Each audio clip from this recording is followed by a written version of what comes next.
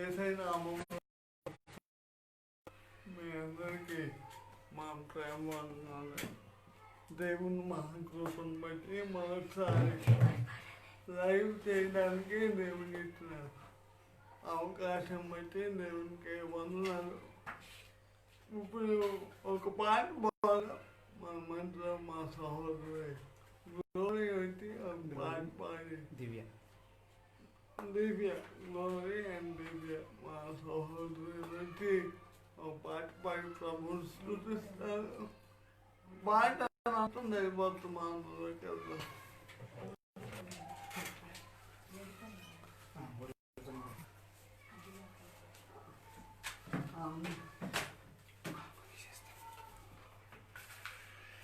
కూర్చోండి.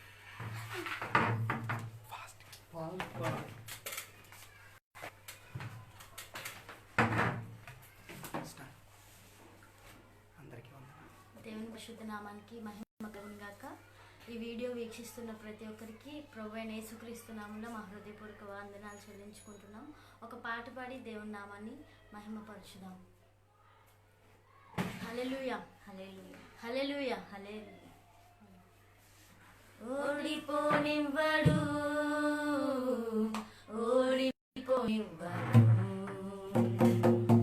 ఓడిపోనివ్వడు ఓడిపోనివ్వడు. ఓటమి తప్పని రోజైనను ఓడిపోనివ్వడు. చేదాటిపోయి తులైనను ఓడిపోనివ్వడు. ఓటమి తప్పని రోజైనను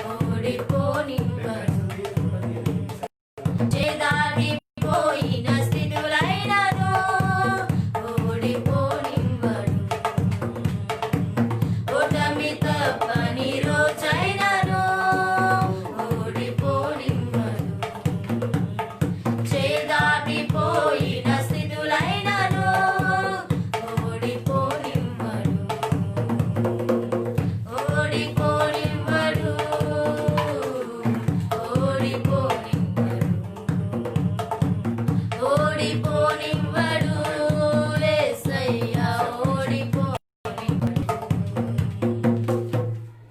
హల్లెలూయా.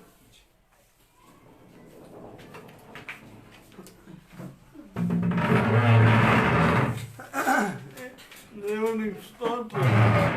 హల్లెలూయా. నిజంగా యేసు ప్రభు ఎలాంటి మాట అంటే ఓడిపోను.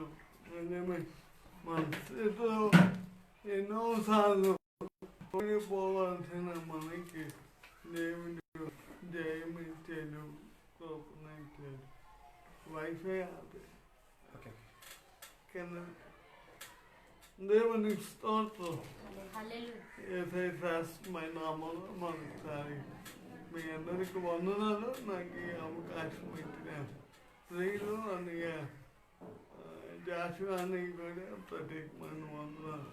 క్షమించండి, కాలం వేగంగా ఉన్నందున కాలము ఆ సమయానికి రాలేకపోయాము. లేదో మమ్మల్ని క్షమించండి. నేటి ధ్యానం కొరకై దేవుని వాక్యంలో నుండి కొన్ని మాటలు చెప్పాలని ఆశపడుతున్నాను. గలతీయులకు రాసిన పత్రిక గలతీయులకు రాసిన పత్రిక 2వ అధ్యాయం 20వ వచనాన్ని చదువుదాం.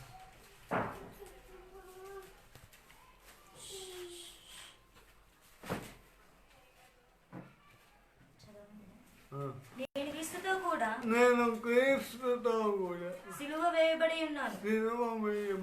ఇకను జీవించువాడను నేను కాను. నేను కాను. క్రీస్తే నాయందు జీవించుచున్నాను. చిన్న మాట ప్రార్థన చేద్దాం. ప్రేమ కలిగిన తండ్రి, నీ పాదాలకు వందనాలు. ఈ యొక్క సాయంకాలం వేళలో నీ వాక్యం ధ్యానిస్తుండగా ఆత్మగా మాతో మాట్లాడండి. ఈరోజు ఏది మాకు అవసరమో, ఏది ప్రయోజనకరమో దేవా, ఆ వాక్యము చేత మాతో మాట్లాడమని యేసయ్య నామం పేరిట అడుగుతున్నాము తండ్రి. ఆమేన్. ఇక రాయబడిన మాట అపోస్తలుడైన పౌలు చెప్తాడు, నేను క్రీస్తుతో కూడా సిలువ వేయబడి ఉన్నాను. ఇక జీవించున్నది కాదు, క్రీస్తే నాయందు జీవిస్తున్నాడు. క్రీస్తు తన యందు జీవిస్తున్నాడు. సాక్ష్యము ఇస్తున్నాడు పౌలు. నిజమే, మన జీవితంలో క్రీస్తు జీవిస్తున్నాగా, క్రీస్తు మనలో నివసిస్తున్నాగా, క్రీస్తు మనలో ఉన్నాగా. చాలా మంది జీవితంలో క్రీస్తు లేదు. కారణం ఏంటి అంటే వారి జీవితంలో సిలువ అనే అనుభవం లేదు. సిలువ వేయబడిన అనుభవం ఎవరికైతే ఉంటుందో వాళ్ళు తాము జీవించరు కానీ క్రీస్తు జీవిస్తాడు. అందుకే అదే గలతీ రాసిన పత్రిక 5వ అధ్యాయం 24వ వచనాన్ని చదువుతాం. ఇట్టి వాటికి విరోధమైన నియమమేదీ లేదు. క్రీస్తు యేసు సంబంధులు శరీరమును దాని ఇచ్చలతోను దురాశలతోను సిలువ వేసి ఉన్నారు. ఏంటంటే మనము క్రీస్తు యేసు సంబంధులు శరీరమును దాని ఇచ్చలను దురాశలతో సిలువ వేసి ఉన్నారు. సిలువ వేయబడ్డం అంటే ఏంటో తెలుసా? దేవుని వాక్యం చెప్తుంది, శరీర చదవండి మరొకసారి. వాటికి విరోధమైన నియమం ఏదీ లేదు. క్రీస్తు యేసు సంబంధులు శరీరమును దాని ఇచ్చలతోను శరీరము దాని ఇచ్చలు. చాలామంది శరీర ఇచ్చలు ఉన్నాయి, అంటే శరీర కోరికలు, శరీర ఆశలు, శరీర నిర్ణయాలు, శరీరంతో కొన్ని ఉన్నాయి. అవి ఏం చేస్తాయంటే మనిషిని కృంగదీస్తూ ఉంటాయి. మనిషిని ఏం చేస్తాయంటే దేవుని యొక్క పోలికలోనికి మార్చకుండా చేస్తాయి.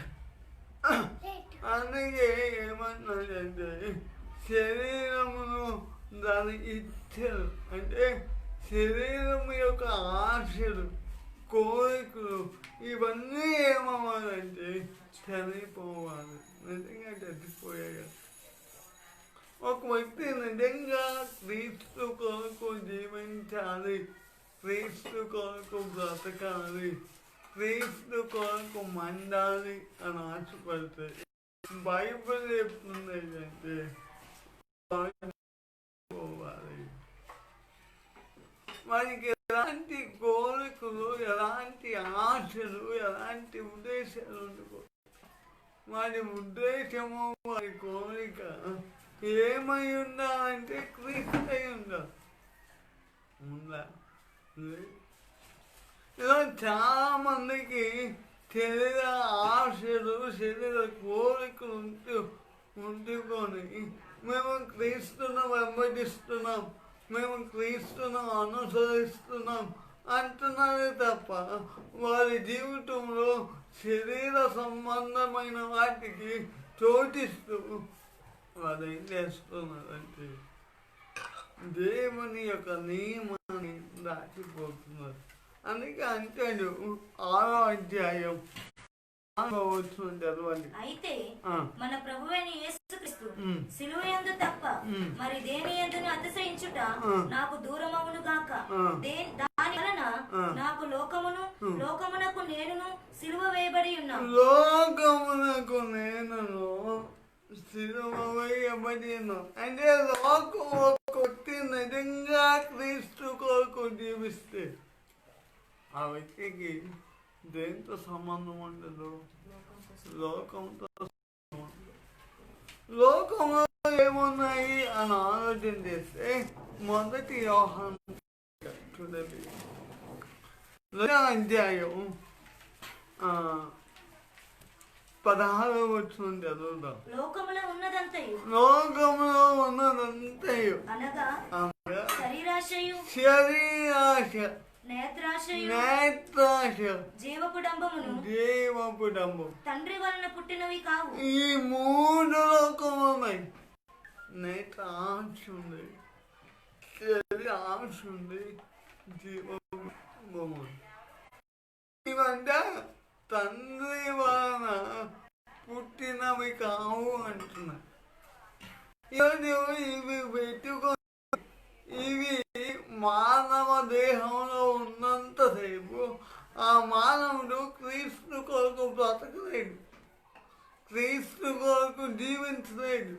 ఒక వ్యక్తి క్రీస్తు కొరకు జీవించాలంటే శరీరాశ, నేత్రాశ చచ్చిపోవాలి. అలా చచ్చిపోతే అందుకే బైబిల్ అంటాడు గోధుమ గింజ భూమిలో పడి కస్తే కానీ తనంతట తాను ఎలాగూ ఫలించదు. ఒక వ్యక్తి ఎప్పుడు ఫలిస్తాడంటే బైబిల్ చెప్తుంది ఆ వ్యక్తి చచ్చిపోవాలి. భౌతిక సంబంధమైన చావు కాదు కానీ ఆత్మ సంబంధమైన చావు. చచ్చిపోయేవా? మరణం అనే అనుభవం ఉందా? నీ జీవితంలో అన్నిటినీ చంపుకున్నావా? చంపుకోలేకపోతే నువ్వు క్రీస్తు కొరకు బ్రతికిన వ్యక్తి. అందుకే అంటాడు 2వ కొరింథీ పత్రిక 10వ అధ్యాయం 3వ వచనంలో ఒక స్పష్టమైన మాట చెప్తాడు చూడండి. మేము శరీరధారులమై నడుచుకొనొచ్చు, శరీర ప్రకారం యుద్ధము చేయము, మా యుద్ధోపకరణములు శరీర సంబంధమైనవి కావు గాని దేవుని ఎదుట దుర్గములను పద్రోయ జాలినంత బలము కలవై ఉన్నవి. మేము నితర్కములను దేవుని గురించిన జ్ఞానమును అడ్డగించు ప్రతి ఆటంకమును దేవుని గురించిన జ్ఞానమును అడ్డగించు ప్రతి ఆటంకమును ఏది అడ్డగిస్తుంది? శరీరమే అడ్డగిస్తుంది. దాంతో నువ్వు యుద్ధం చేయాలి. యోగ అంటే మొదటి భూమి మీద నల్లకాలం యుద్ధం కాదా? దేంతో పోరాడాలంటే నీ శరీరంతో పోరాడాలి. నీ శరీరం మీద నీకు జయము కావాలి. నీ శరీరం మీద నీ కంట్రోల్ కావాలి. అప్పుడే నువ్వు ఆధ్యాత్మికంగా ఎదగలవు. ఆలోచించండి, నీ మాటలు నీ కంట్రోల్ ఉన్నాయా? నీ చూపులు నీ కంట్రోల్ ఉన్నాయా? నీ దేహంలో నీ కంట్రోల్లో ఉందా? అందుకే అంటే నేను క్రీస్తుతో కూడా సిలువ ఒక వ్యక్తి సిలువ వేయబడకుండా తాను క్రీస్తు కొరకు జీవించలేదు. ఆ జీవించలేని జీవితం నిజమైన జీవితం, నిజమైన క్రైస్తవ జీవితం కాదు. అందుకే అంటాడు చూడండి, మొదటి పేతురు పత్రిక 4వ అధ్యాయం మొదటి 2 వచనాలు చదువుతాం. క్రీస్తు శరీరమందు శ్రమపడెను గనుక మీరును అట్టి మనసును ఆయుధముగా ధరించుకొనిడి. శరీర విషయములో శ్రమపడినవాడు శరీరమందు జీవించి మిగిలిన కాలము ఇక మీదట మనుజాశాలను అనుసరించి నడుచుకొనక అది ఏంటంటే మనుషాలను అంటే మనుషులు ప్రవర్తించినట్టు మనం ప్రవర్తించాం.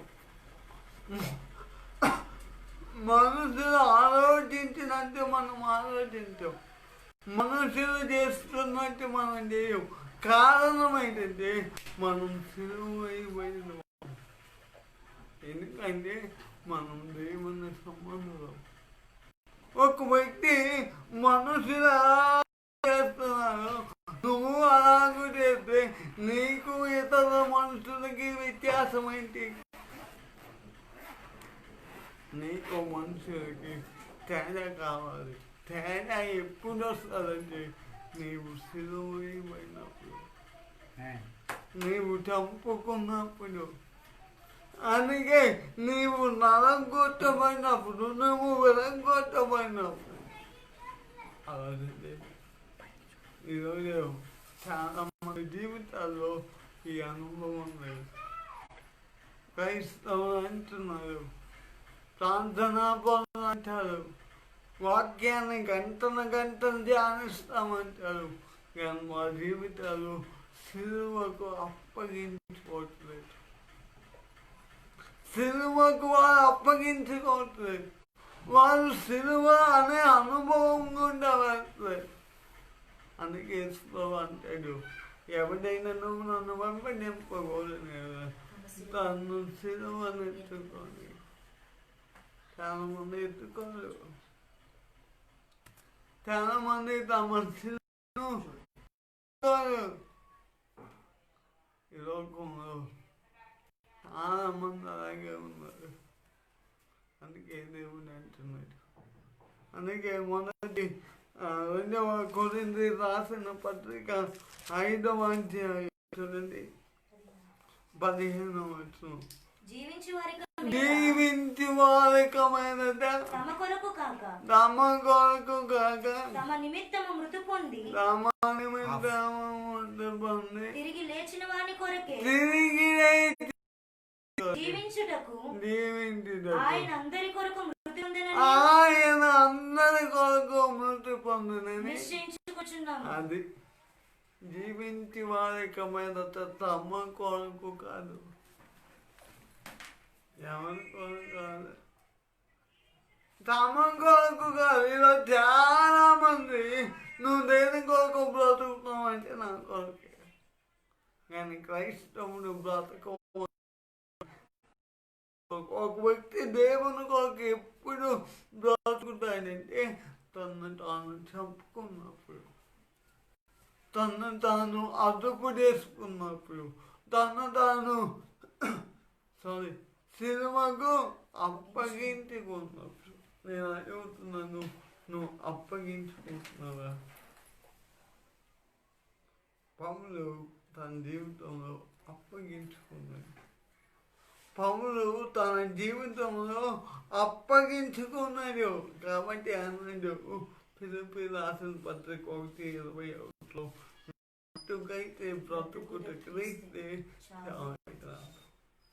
అంటే తను ఎవరి కొరకు బ్రతకాలనుకున్నాడంటే క్రీస్తు కొరకు. ఈరోజు అడుగుతున్నాను, ఈ వర్తమానం వింటున్న సహోదరుడు సహోదరి, నీ జీవితంలో క్రీస్తు కొరకు బ్రతుకుతున్నావా? క్రీస్తు కొరకే జీవిస్తున్నావా? నీ ఆశ, నీ కోరిక, నీ వాంఛ క్రీస్తేనా లేదా ఇతర సంబంధమైన వాటి కోరిక? నా జీవితంలో ఒక అనుభవాన్ని చెప్పాలని నేను ఆశపడుతున్నాను.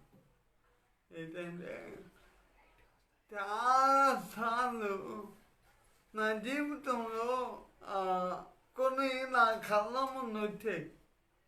వాటిని ఎదిరించడానికి ఎంత ప్రయత్నాలు చేశానంటే, ఒకసారి నేను ఇటీవల కాలంలో నాకు జరిగిన సంగతి ఏంటంటే, నేను MBA చేశాను.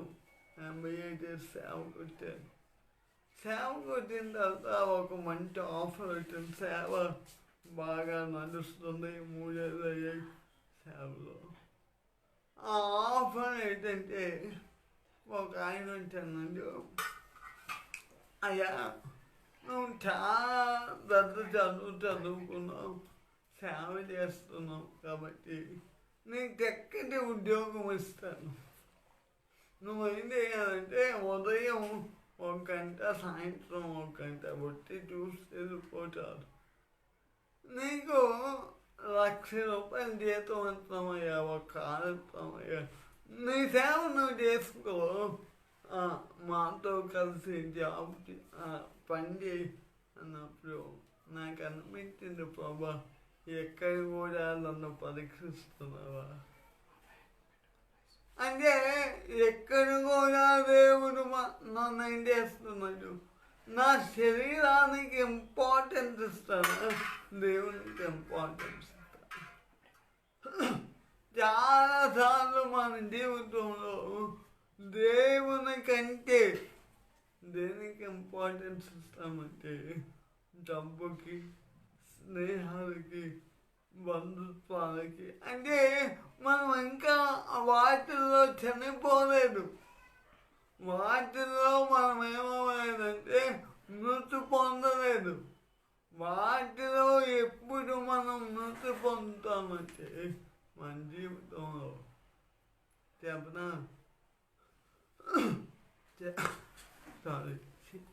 చనిపోయినప్పుడు. నేను అడుగుతున్నాను, నీ జీవితంలో మరణం అనే అనుభవం ఉందా? నిజంగా నువ్వు దేవుని కొరకు అన్నిటినీ వదలగలవా? నువ్వు అన్నిటినీ త్యాగం చేయగలవా దేవుని కొరకు? చేయలేవు. మన జీవితంలో కొన్నిటిని త్యాగం చేస్తాం, కొన్నిటిని వదలడానికి మన మమకారం అడ్డొచ్చేస్తుంది, మన ప్రేమ అడ్డొస్తుంది. వాటిని సిలువేసి నువ్వు ఏది ప్రేమిస్తావో దాన్ని సిలువేయగలిగితే నీవు క్రీస్తు కొరకు జీవించిన బట్టి. చాలా మంది రోజుల్లో దేన్ని ప్రేమిస్తారో దాన్ని ప్రభు కొరకు వదలలేదు. మళ్ళీ ప్రభు అంటే నాకు ఇష్టం అండి, అదండి ఇదండి. నేను అడుగుతాను ఒక సూటి ప్రశ్న, నువ్వు ప్రభు కొరకు దేన్నైనా విడిచిపెట్టగలవా? విడిచిపెట్టే అనుభవమే సిలువ వేయబడ్డం. విధితే విధితే పెట్టారు మరి సిలువ వేయబడ్డాం. చాలామంది తమ జీవితంలో ఈ అనుభవం లేకుండా అని అంటాడు.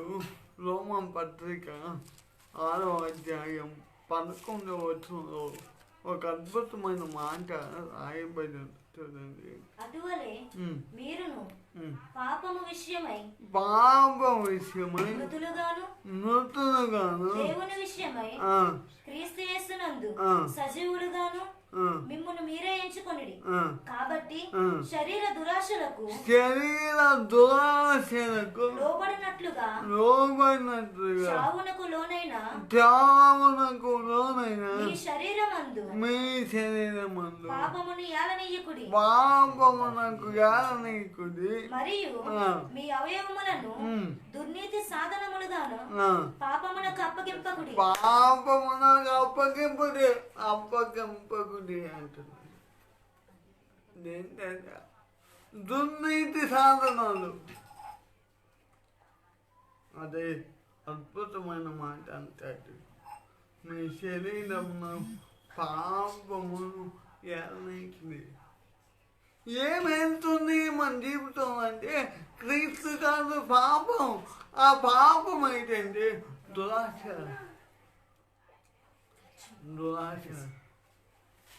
దురాశ ఎంతుంది. అందుకే బైబిల్ అంటేనే దురాశ గర్భము ధరించి పాపము కనుక పాపము మరణము కనుక అంటాడు. ఇక చాలా మంది క్రైస్తవులు తమ ఆశలు వదులుకోలేకపోతున్నారు. కారణం వాళ్ళు ఇంకా పాపం ఉంది.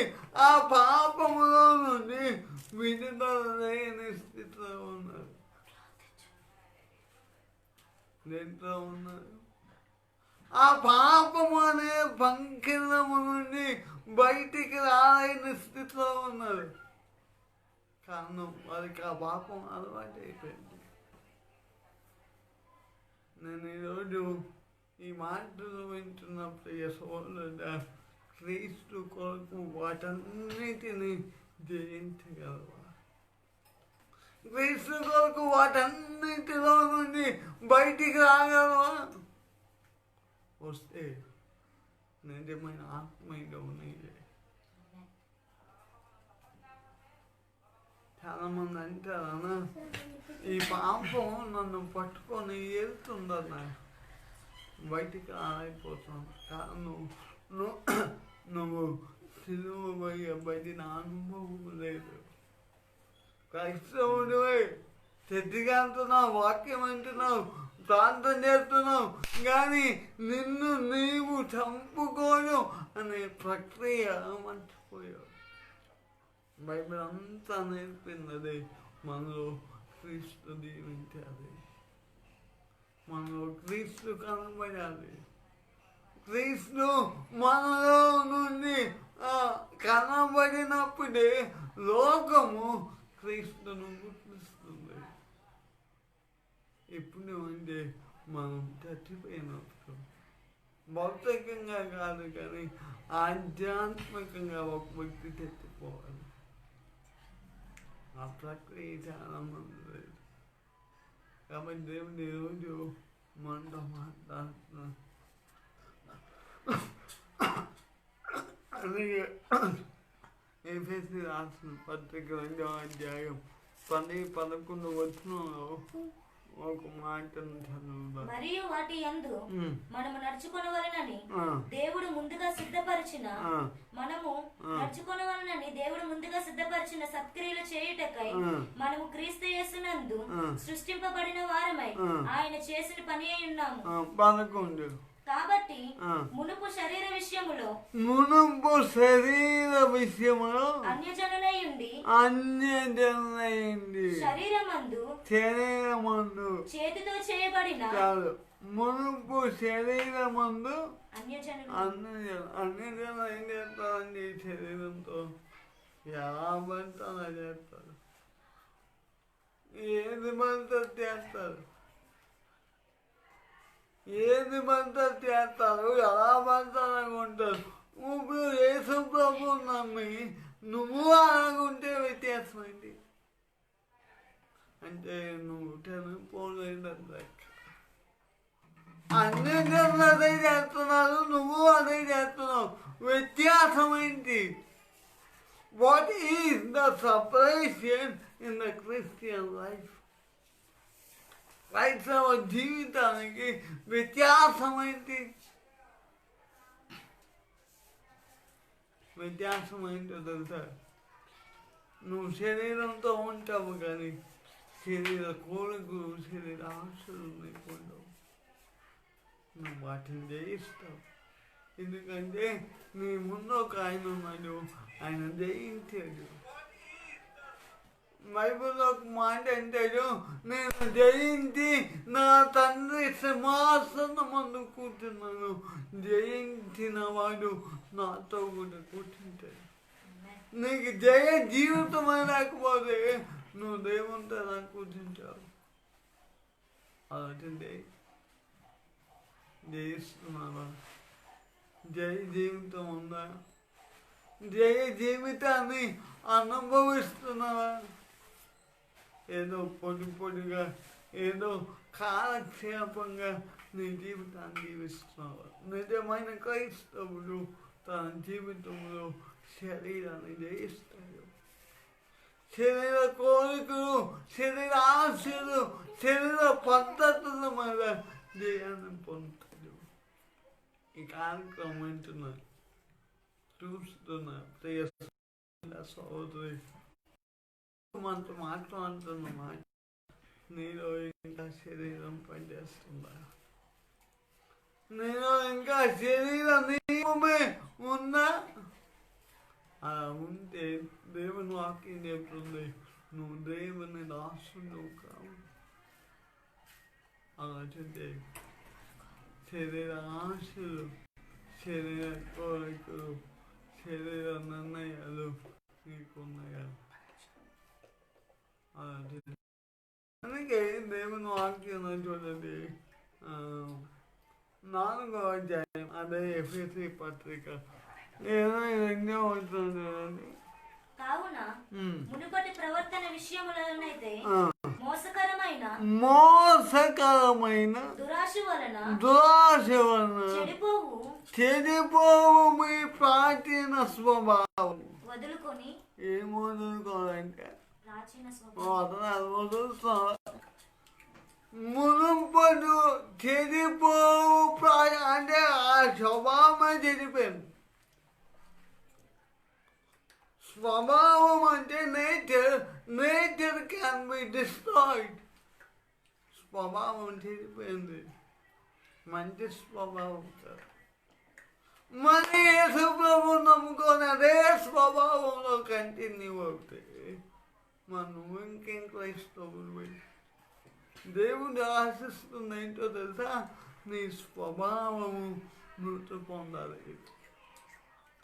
నీ స్వభావము మృతి పొందదే తప్ప నీ ఆంతర్య పురుషుడు నూతన పరచబడ్డావు.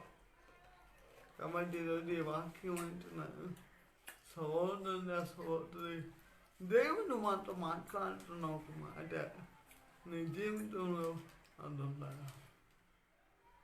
చాలా మంది జీవితాలు వాళ్ళ అంతరంగ స్థితులు ఇలాగే ఉన్నాయి. ఆలోచించారు. సిలువ వేయబడిన అనుభవం చాలా ప్రాముఖ్యమైనది. అందుకే ఆఖరి గంటలు 1 పేతురు పత్రిక 4వ అధ్యాయం చూడండి, 10-11 వచనాలు చూద్దాం. దేవుని నానా విధమైన కృప విషయమై మంచి గృహ నిర్వాహకులై ఉండి ఒక్కొక్కడు కృపావరము పొందిన కొలది ఒకనికొకడు ఉపచారము చేయుడి. ఒకడు బోధించిన ఎడల కాదు ఏమంటాడంటే 6వ వచనం జరుగుతామమ్మ. మృతులు శరీర విషయములో మానవ రీత్యా తీర్పు పొందినట్లును ఆత్మ విషయములో దేవుని బట్టి జీవించినట్లును. ఏదంటే ఆత్మ బట్టి దేవుని విషయంలో జీవించాలి. అంటే దేవుడు ఎట్లా జీవించాడో మనం అట్లా జీవించాలి. పవన్ అంటాడు, నేను క్రీస్తును పోలి నచ్చినట్లు. అనే క్రైస్తవ జీవితం ఏంటంటే దేవుని పోలి నడవడం. ఈరోజు ఈ కార్యక్రమం అంటున్నా తమ్ముడు వచ్చి నీ జీవితంలో దేవుని పోలి నడుస్తున్నావా? అలా నడవాలి అంటే దేవుని వాక్యం చెప్తుంది, నీవు సిలువ వేయబడాలి. ఆ అనుభవం ఉందా? చాలా మంది జీవితాల్లో ఆ అనుభవం లేదు.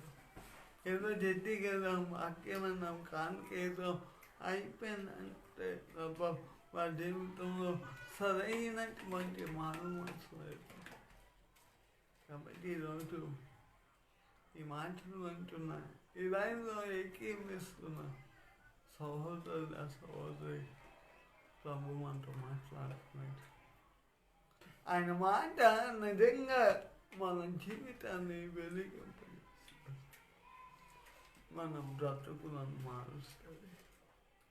చాలామంది తమ జీవితంలో యేసు ప్రభు నమ్మేసాం అనుకుంటున్నాను, కానీ యేసు ప్రభులా జీవించాలి అనే ఆశ లేకుండా బ్రతుకుతున్నారు.